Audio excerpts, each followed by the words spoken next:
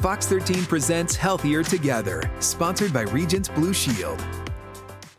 Between 2019 and 2020, drug and alcohol-related deaths increased almost 55% for older Americans. I'm Stephanie Strong, the founder and CEO of Boulder Care.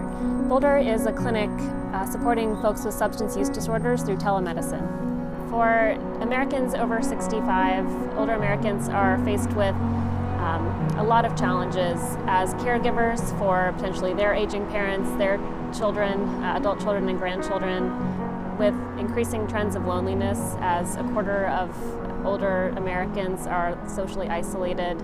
We need to be thinking about how we can better support older Americans in their health, in their mental well-being. For many older Americans, they may have been using substances for years and years or decades. That might be alcohol, drinking, which has kind of increased to become more problematic later in life, or other substances like opioids or medications. And not all use is problematic or considered a use disorder. We define substance use disorder as continued use of a substance like drugs or alcohol despite unwanted consequences. So when those consequences start impacting someone's daily life, their health and happiness, that's when we might get worried and they may be more motivated to make a change. One of the really stubborn issues about substance use disorder is the stigma associated with the condition and with seeking treatment.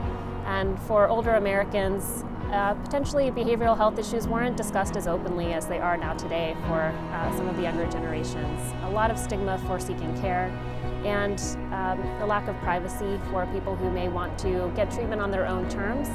Historically, addiction treatment has been more focused on short-term programs and very expensive and intensive residential stays, bringing someone away from home and into a facility.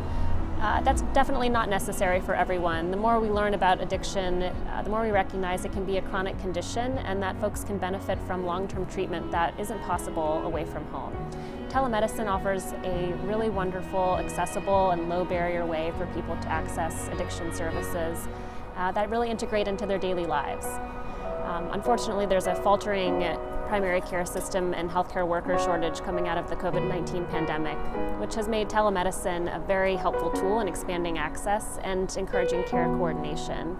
And for specialty care like addiction treatment, often that privacy and that long-term support with ancillary resources like case management and peer recovery specialists can just be even more additive for a patient who's looking for holistic health care. There's hope in seeking treatment. We see this happen every single day firsthand.